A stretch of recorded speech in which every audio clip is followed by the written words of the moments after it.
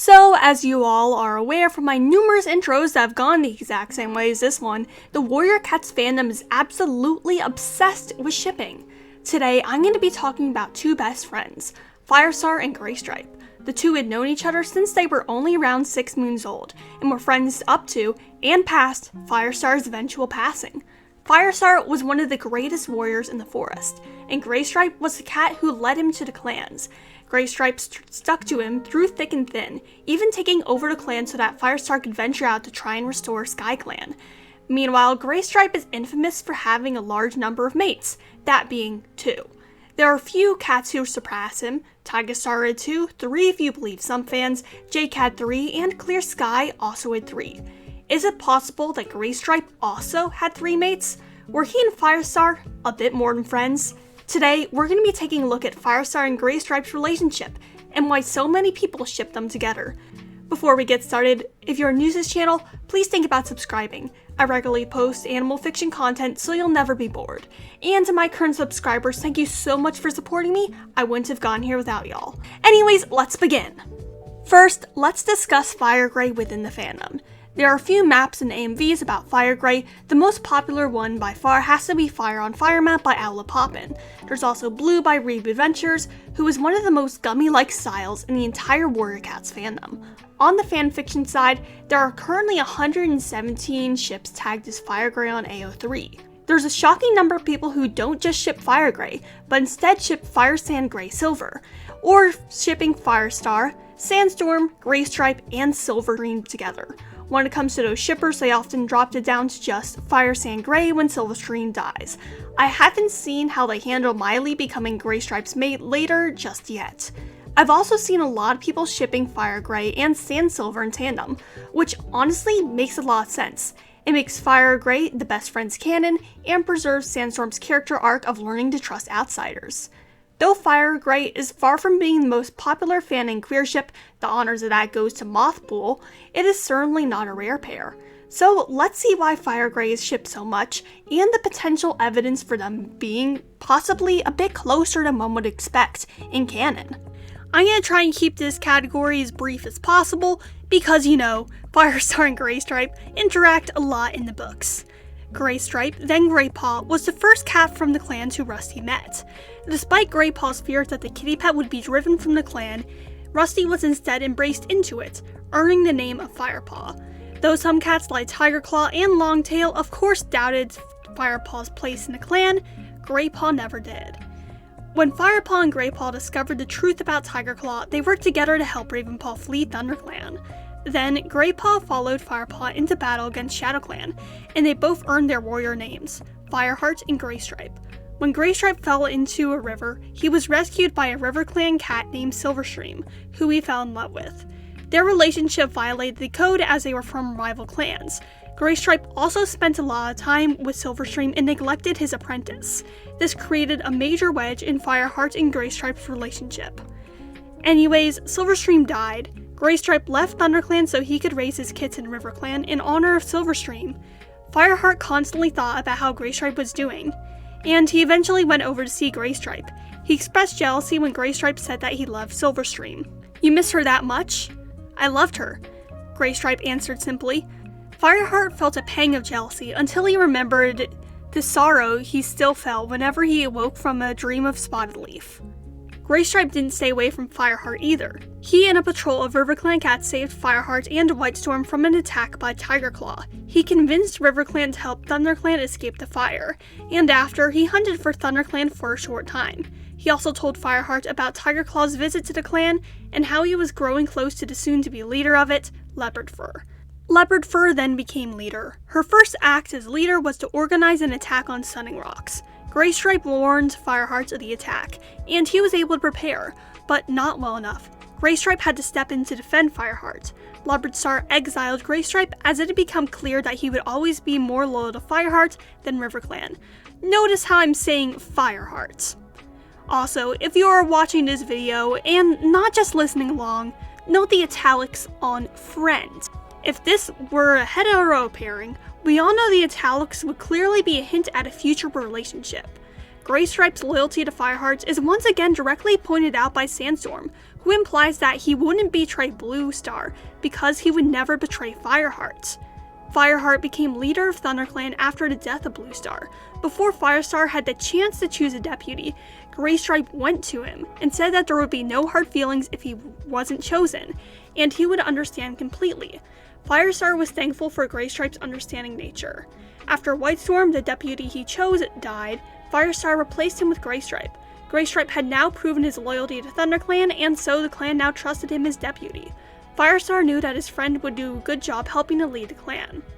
When Firestar left to go and find SkyClan, there was only one cat he could trust, Greystripe. Though Firestar didn't think much about Greystripe in his book, Greystripe sure thought a lot about Firestar in his. In every chapter, there are at least 5 times that he thinks about what would Firestar do, or I miss Firestar.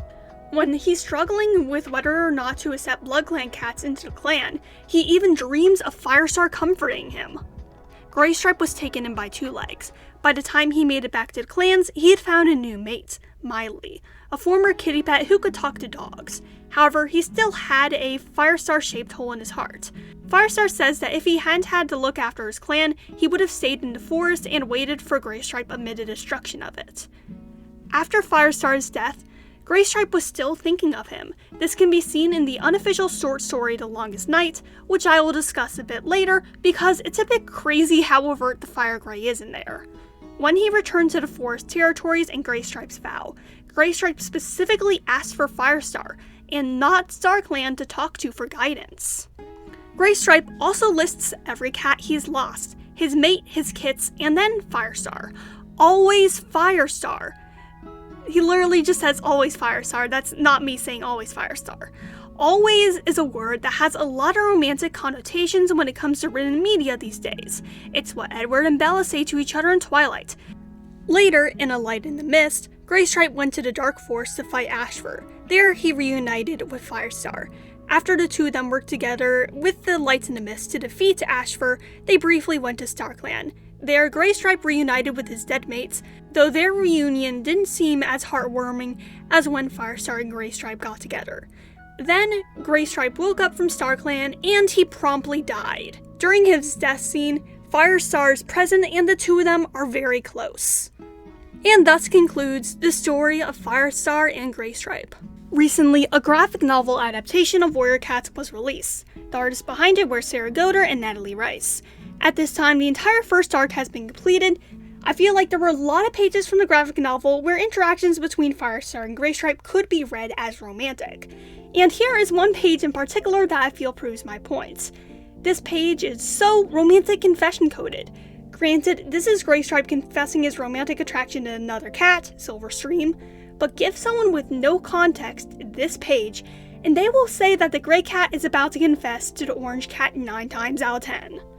But the strongest support for FireGray by far comes from a source that is outside the books, but written by one of the Aarons.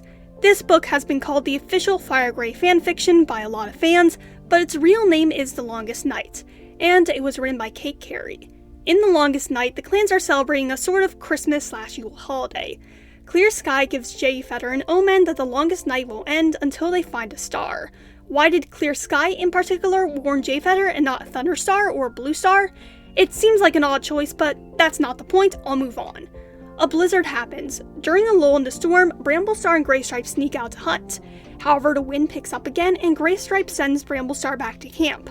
However, Greystripe isn't alone in the forest. He finds Firestar. Turns out, Firestar had snuck down from StarClan in order to talk to Greystripe. This is what happens. Firestar closed his eyes, as though covering grief. Greystripe pressed against him. "It's good to see you too, old friends, but you can't stay here. Go back to StarClan. ThunderClan is never far away. We keep you in our hearts, and always will." The stars in Firestar's pelt seemed to sparkle more fiercely, as the storm whipped around them. "But I miss you!" "You have to go back!" The prophecy flashed in Greystripe's thoughts. "The longest night will not end until you have found the star. StarClan needs you. We have Bramblestar now. He's a great leader. You chose well when you made him deputy. ThunderClan is safe with him." "I know." Firestar touched his muzzle to Greystripe's cheek. "But it's hard to leave." "I miss you," Greystripe breathed. "But I'll be with you soon enough." As he spoke, Firestar's fiery pelt began to fade. The stars in his fur dimmed and blinked out. He grew pale until only paw marks showed where he'd stood. Goodbye. Grief swamped Greystripe as the wind snatched Firestar's lingering scent.